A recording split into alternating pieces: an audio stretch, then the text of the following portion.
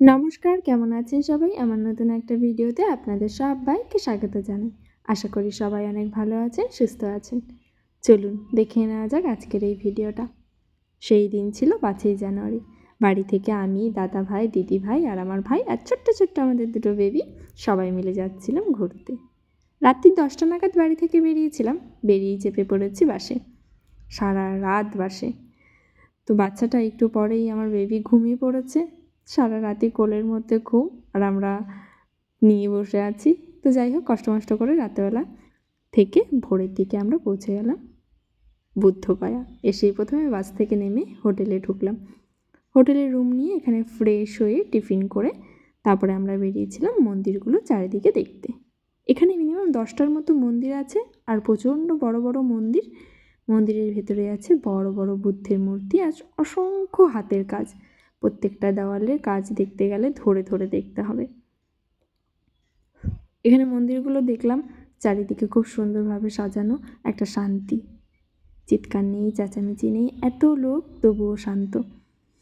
সবাই সবার মতো আসছে, ঘুরছে, কোনো চিৎকার নেই।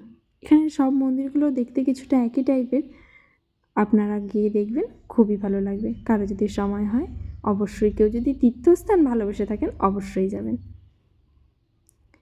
এখানে মেন যে মন্দিরটা ছিল, যেখানে বুদ্ধদেবের সমাধি, সেই মন্দিরটাতেও আমরা গিয়েছিলাম, ঘুরেছি, দেখেছি। কিন্তু সেখানে আমাদের ফোন অ্যালাউ ছিল না, তাই কোনো রকম ফটো বা ভিডিও আমরা কেউই নিতে পারিনি। রাস্তার পাশেই ছোট ছোট মেলা, ছোট ছোট দোকান। আর এখানে বেশ কিছু কয়েকটা মন্দির ছিল যেখানে 12টা 12:30টার মধ্যে বন্ধ হয়ে যাওয়ার কথা ছিল। যেমনই এই মন্দিরটা 12:30টার মধ্যে বন্ধ হয়ে যায়। তো আমরা তাড়াতাড়ি করে এসে মন্দিরটা আগে দেখে নিলাম। আমরা দেখে বেরোনোর পরেই মন্দিরটা বন্ধ হয়ে যায়। তো যাই হোক, টাইমলি আমরা পৌঁছে মন্দিরটা দেখতে পেরেছিলাম।